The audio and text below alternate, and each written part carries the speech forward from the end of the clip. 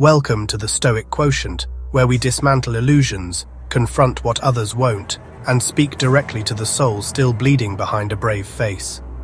Let's talk about the truth of unruled souls who crave power in relationships. Because some people don't come into your life to love you, they come to feed on you, and they wear the mask of partner, while plotting like a predator. First, let's look at the illusion of love. They don't crave connection, they crave control. They don't want to know your soul, because knowing you would require them to show up with their own. Instead, they want to own your softness, wear it like a trophy, and use it like currency.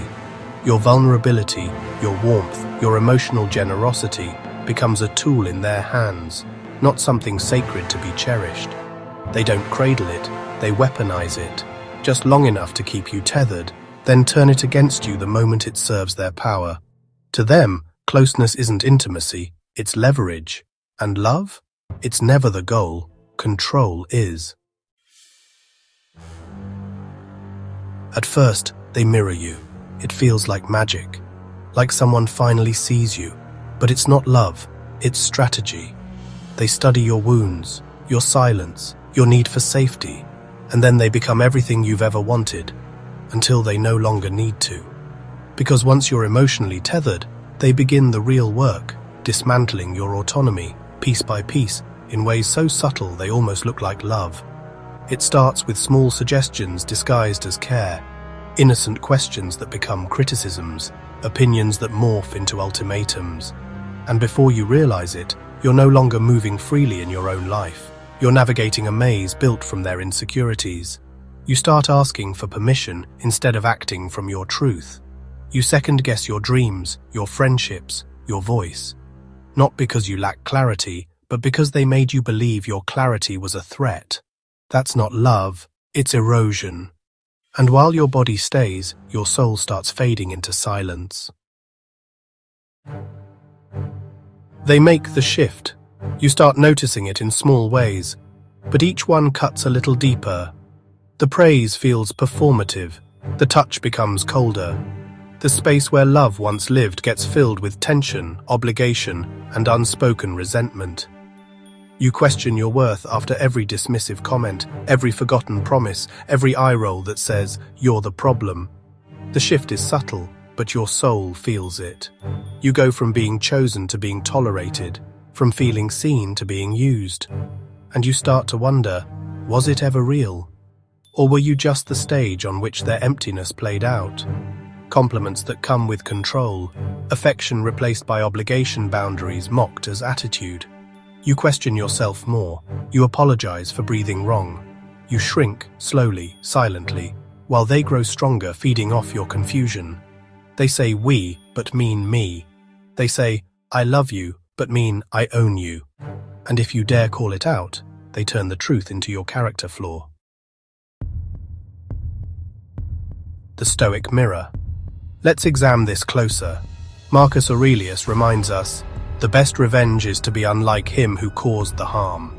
So here's your power, to finally stop searching for scraps of validation from the emotionally bankrupt, to stop thinking that their cruelty was complexity, or that the chaos was love in disguise. You don't need to bleed to prove your loyalty. You don't need to shatter yourself to be worthy of staying. The truth is painful, but it will set you free. Some people need power more than they need peace. They don't seek connection, they fear it. Love exposes them, and they can't risk being seen, because the image they crafted is more precious to them than any real relationship. So while you were offering soul, they were calculating control. And now you have the choice to see clearly, to walk away not with bitterness, but with unshakable clarity that your worth was never theirs to decide. We ask why they do it. What is the emotional depth of this? It's not your fault. You didn't cause their coldness, their control, or their emotional absence. Let me say that again, because I know there's still a part of you that lies awake wondering what you could have done differently, what you could have changed to finally be enough. But you need to hear this with every part of your being. It's not your fault. You were loving, sincere, willing to fight for something meaningful. But you were trying to build a cathedral with someone who only wanted to light fires. Their inability to love was never a reflection of your worth, it was a revelation of their wound. And no amount of tenderness can heal someone determined to remain guarded, manipulative, and unaccountable. Let that truth free you, not harden you. You didn't fail them. You simply outgrew the illusion that they were ever capable of showing up fully. You gave love that was real. You showed up with open hands, an open heart, and a soul that only wanted to build something sacred. But they weren't building. They were collecting. They collected your attention, your admiration, your loyalty, your time, but not your truth, not your pain, not your joy. Because those parts require emotional intimacy, and they never came for that. They came for supply. And what's more, these unruled souls are rarely alone. They are drawn to environments that enable them, to people who reflect back the same broken mirror. They gravitate toward the codependent, the overly forgiving, the ones taught to love by sacrificing themselves. And when they find like-minded accomplices, those who also fear intimacy but crave control, they form emotional ecosystems where dysfunction feels normal and manipulation is masked as connection. This is how their patterns go unchecked. Because to them, being surrounded by enablers is not just convenient, it's survival. Your light reminded them of everything they've lost touch with in themselves. So instead of rising to meet you, they sought to dim you, control you, crack you open, not to understand, but to dominate. They didn't want partnership, they wanted possession, and now you're left in the aftermath. Confused, self-doubting, wondering if you were too much, when in truth you were just too real for someone hiding behind a mask. But hear me, and hear it clearly. You cannot awaken someone who benefits from staying asleep. This is your invitation to awakening. If this feels familiar, if these words echo something buried deep within you, something you tried to ignore, rationalize, or silence, know this. You are not alone. You are not crazy. You are not too sensitive. What you felt was real. What you gave was pure. And what you lost was stolen by someone who never intended to protect it. You've carried the weight of silence for too long, blaming yourself for the chaos they created. But here, at this moment, let that weight fall. Let the truth rise. There are thousands who've walked this road, who've bled in the same quiet places. And we see you, we hear from you, and you don't have to carry this pain alone anymore. And you're not weak for wanting love. You're not broken for craving connection, tenderness, or to be held in the kind of love that feels safe.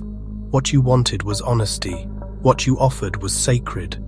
But you were handing your heart to someone who never planned to hold it, only to dissect it, to probe it for weakness, to extract what made you shine so they could bask in it for a while.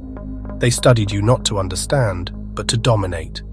They conquered you not to cherish you, but to claim ownership. And they fed on you, not with gratitude, but with entitlement. You were never too much. They were simply too empty to receive what you gave so freely. Let this be the moment you reclaim your clarity, where control ends and sovereignty begins. This is the Stoic Quotient. The conversation isn't over. Come back, stay with us. And remember, your power was never theirs to hold. Thanks for being here with us today. If this insight resonates, please like, share, and hit that notification bell for more daily insights.